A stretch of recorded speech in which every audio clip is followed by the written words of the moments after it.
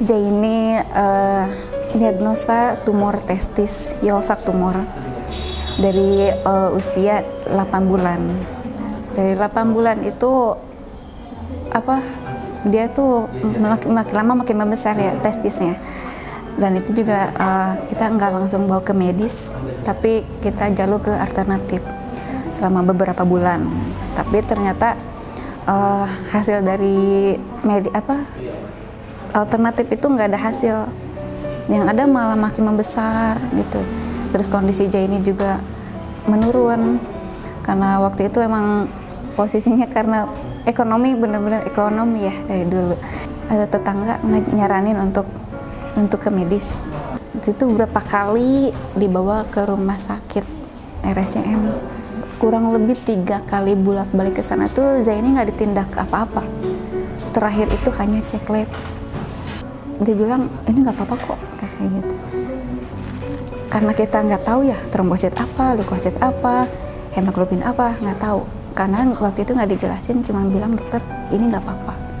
Kondisi dia tuh makin lama makin turun, lemah ya.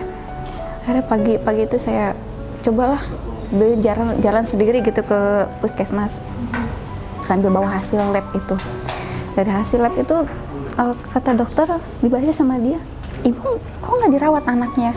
Emang kenapa anak saya gitu? Kan dibilang sama dokter rumah sakit RSCM sana nggak kenapa-napa.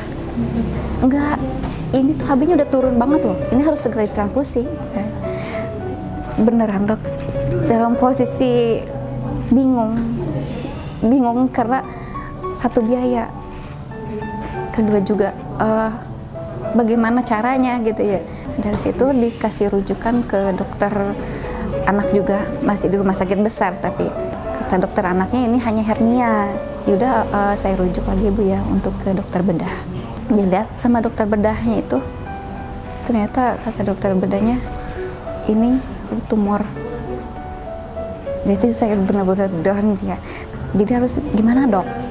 Ya udah kita harus segera diangkat dok. Iya diangkat karena itu salah satunya. Kalau nggak diangkat nanti bisa menyebar kemana-mana. Itu pun kalau nggak, walaupun diangkat itu kemungkinan juga pasti menyebar.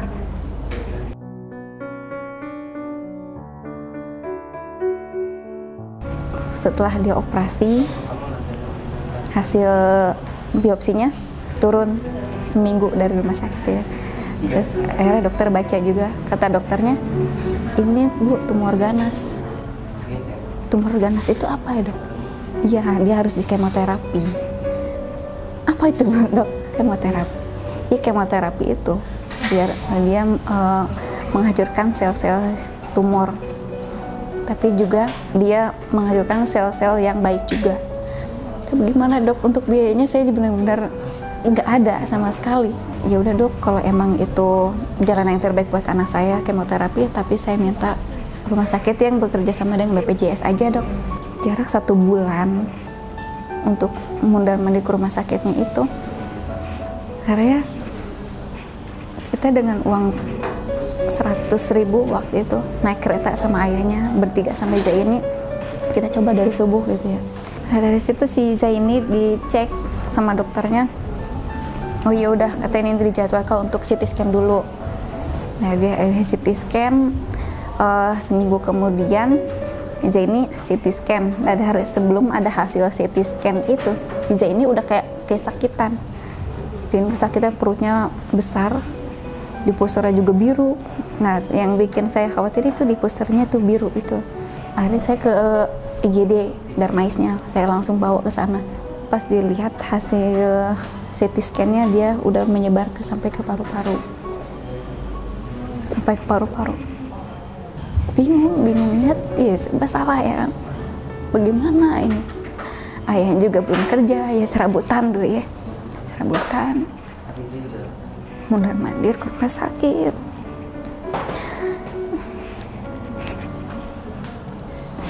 Nah, denger ponis Zaini diponis, nggak lama lagi tuh saya bener-bener nggak tahu mau ngomong apa. Cuman saya bisanya berserah ya, pasrah aja gitu. Apapun yang terjadi gitu.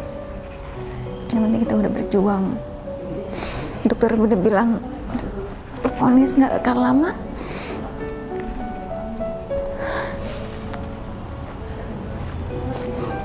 Akhirnya saya juga sempat drop karena dengar vonisan dokter itu ya. Tapi alhamdulillah maksudnya saya dikuatkan sama ayahnya Zaini. Tapi dalam diri saya gini, selama ini saya di depan Zaini selalu nangis, keluar air mata. Tapi dalam hati saya ngomong sendiri, coba tersenyum, coba kuatan diri sendiri dulu gitu ya. Itu dalam hati saya waktu itu sholat. Dari situ saya Zaini ngeliat Zaini ya kan, saya berusaha senyum, berusaha ngehibur sendiri. Tapi itu benar-benar alhamdulillah Zaini tiba-tiba ngomong ya, Mi, aku pengen duduk. Itu benar-benar ya Allah, Zaini mau duduk. Selama ini nggak pernah lah ya dia ngomong gitu ya, pengen duduk apa, ya tiduran aja gitu.